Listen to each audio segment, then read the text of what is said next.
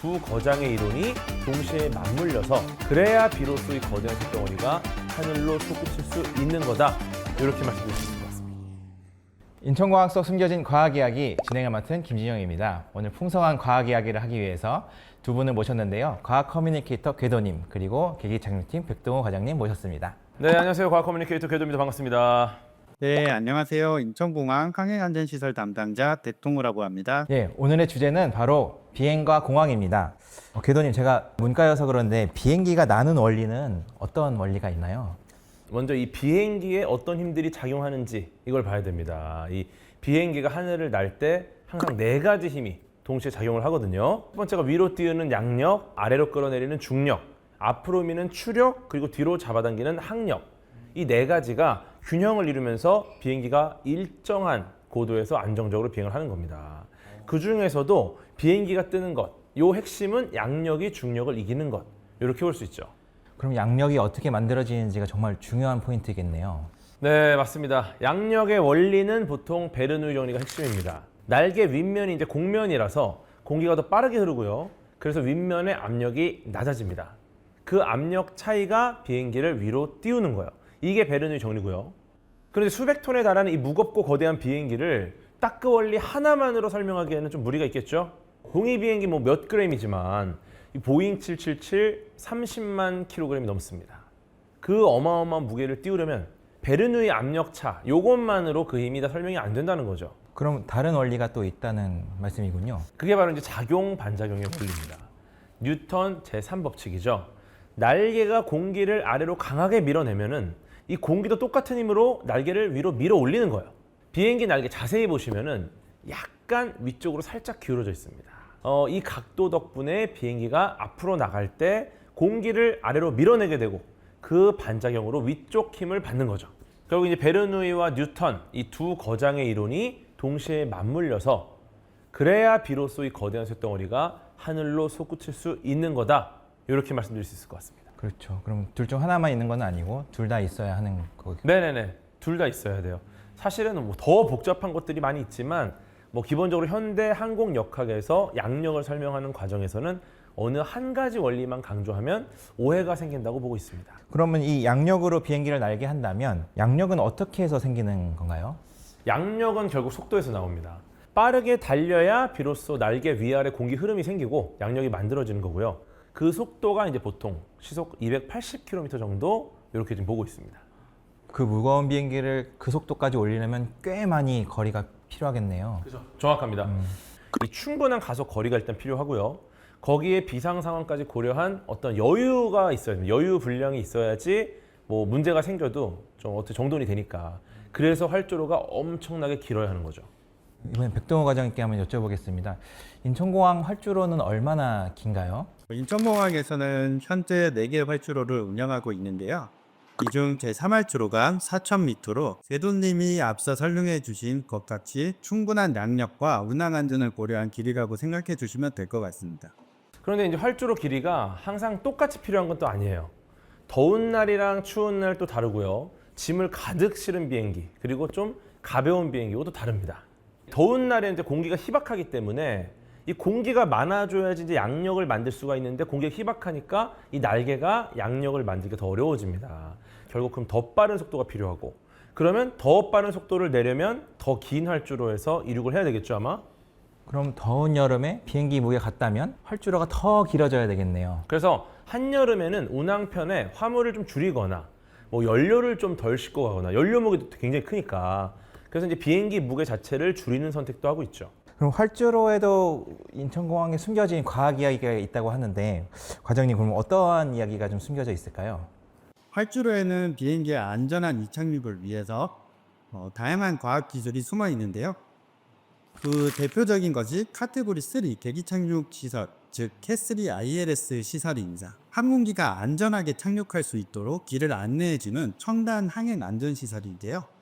활주로 주변 장비에서 정밀한 저파를 공중으로 방사하게 되며 비행기는 그 신호를 따라서 활주로의 중심선과 활공 각도를 정확히 맞추면서 착륙하게 되고요.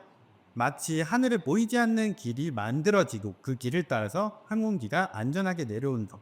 네, 덕분에 인천공항은 시야가 거의 확보되지 않는 안개 속에서도 항공기 운항을 안정적으로 유지할 수 있습니다.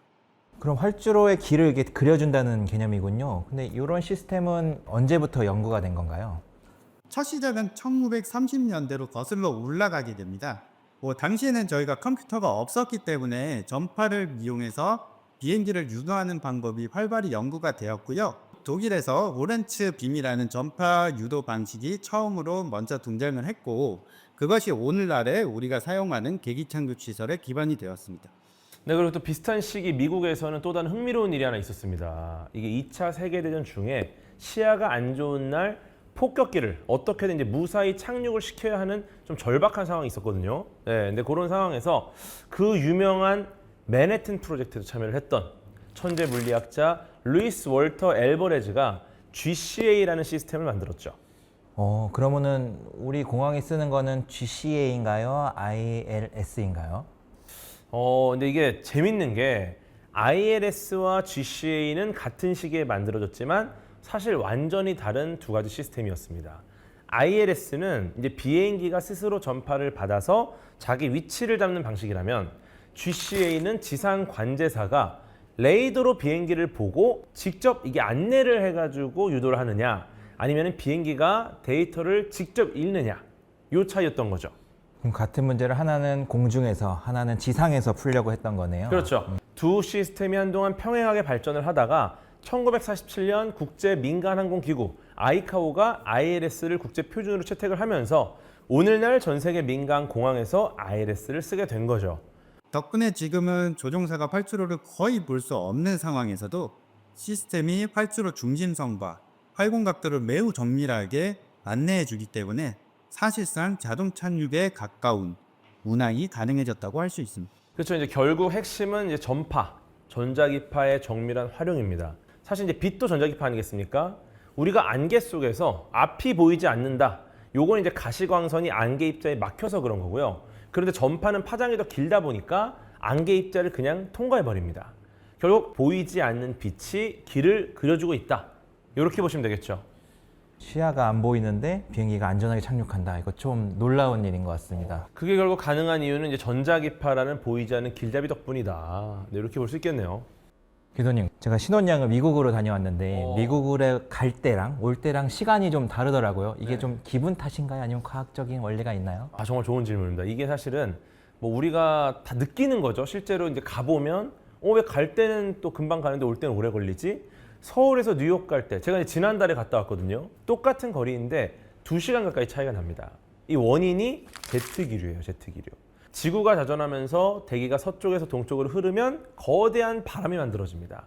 이걸 이제 편서풍 또는 제트기류라고 하죠. 고도 약 10km 상공에서 시속 200km, 강할 때는 거의 시속 300km 가까이 강력한 어떤 유체 흐름이 존재한다는 거죠. 이러면 비행기 입장에서는 맞바람이냐 뒷바람이냐 따라서 그 엄청나게 큰 차이가 생기겠습니다. 그렇죠. 우리가 이제 그냥 평지에서 달리기 할 때도 바람이 부는 방향으로 뛰냐 반대 방향으로 뛰냐에 따라서 달라지잖아요. 인천에서 뉴욕 갈 때는 동쪽으로 가니까 이 제트 기류를 뒤에서 타고 갑니다. 그러니까 빨리 가겠죠. 근데 반대로 뉴욕에서 인천으로 올 때는 이제 서쪽으로 가니까 제트 기류가 이제 정면에서 이제 막 부딪히는 요거는 이제 거슬러서 올라가는 건데 그래서 더 오래 걸린다고 보시면 됩니다. 그러면 항공사들도 이것을 좀 고려해서 비행 경로를 짜겠습니다. 그렇죠. 그러니까 항공사 입장에서도 굉장히 고민을 많이 해야 되는 게 그 연료비, 요게 이제 굉장히 큰 운영 비용이거든요. 그래서 제트 기류를 잘 활용하면은 연료를 아낄 수가 있습니다. 그러니까 같은 인천 뉴욕 노선이라고 해도 어떤 날은 약간 북쪽으로, 뭐 어떤 날은 약간 남쪽으로 도는 식으로 약간의 변형이 일어난다는 거죠. 제가 백동호 과장님께 좀 여쭤보고 싶습니다. 그러면 저희가 이런 바람이라는 게 일정하지가 않는데 이렇게 비행 시간이 매번 달라지게 되면 우리 공항은 어떻게 도착 시간을 관리하게 되나요? 네, 이게 저도 궁금했던 건데 제트 기류가 겨울에는 더 강해져서 예상보다 더 일찍 도착할 수도 있을 텐데 그럼 비행기는 어떻게 하죠? 가끔 이제 기장님이 저희 비행기는 예정보다 30분 먼저 공항에 도착해서 이런 경우 있잖아요. 네, 일반적으로 항공사에서는 도착 시간을 어느 정도 예측을 하고 있고요. 하지만 예상보다 더 강한 제트 기류로 인해서 일찍 도착하는 항공편이 있을 수 있는데요. 그런 경우 바로 활주로에 착륙할 수 있는 상황이 되면 비행기는 바로 착륙을 할 수 있고요. 착륙대기 비행기가 많은 경우에는 하늘에서 대기해야 할 수도 있는데요. 그걸 저희는 에어 홀딩 또는 홀딩 패턴이라고 부르고 있습니다. 아, 그럼 하늘에서 비행기가 이렇게 대기를 한다는 말씀이신 거예요? 일정한 패턴을 빙글빙글 돌면서. 네, 맞습니다. 일단 에어 홀딩에 들어간 비행기들은 미리 정해진 공역에서 일정한 패턴을 그리면서 착륙 순서를 기다리는데요. 만약 여러 대의 비행기가 동시에 에어 홀딩에 들어가면 보통 약 1000피트 정도의 간격으로 고도를 나눠서 배치가 되고요. 일단 착륙이 가능한 상황이 되면 가장 낮은 고도에 있는 항공기부터 차례로 착륙을 하게 되고요. 마치 하늘 위에 여러 층의 대기 공간이 만들어지는 셈이죠. 그러니까 위에 있던 비행기가 차곡차곡 내려오면서 착륙을 하게 되는 구조이군요. 또 하늘에서 항공기들이 에어홀딩을 하는 동안 착륙 순서를 기다리는 동안에도 운항관리, 관제, 지상조업 등 다양한 기관들이 실시간으로 정보를 공유하면서 변화하는 상황에 맞춰서 대응하고 있습니다. 특히 제트기류가 강해지는 동절기에는 예정보다 빨리 도착하는 항공편들이 많아져서 저희가 일시적으로 착륙 대기가 길어지기도 하는데요. 이럴 때는 미리 도착 시간을 예측해서 활주로 점유를 분산시키거나 필요한 경우 게이트 배정까지 조정해서 혼잡을 관리하고 있습니다. 결국 이제 우리가 인천공항에 정시에 도착하는 그 순간 그 뒤에는 분단위로 다시 조립되는 어떤 거대한 운영 시스템이 있는 거네요. 자, 오늘 두 분과 함께 비행기와 공항의 과학의 이야기를 하였는데요.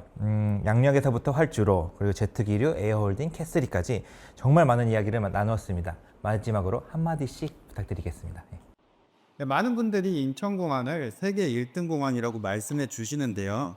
네, 뛰어난 시설과 서비스는 물론이고 보이지 않는 곳에서 수많은 직원들이 공항 운영을 위해서 최선을 다하고 있기 때문이라고 생각합니다. 앞으로도 안전한 하늘길로 대한민국의 자랑스러운 인천공항을 만들어 가도록 노력하겠습니다. 감사합니다.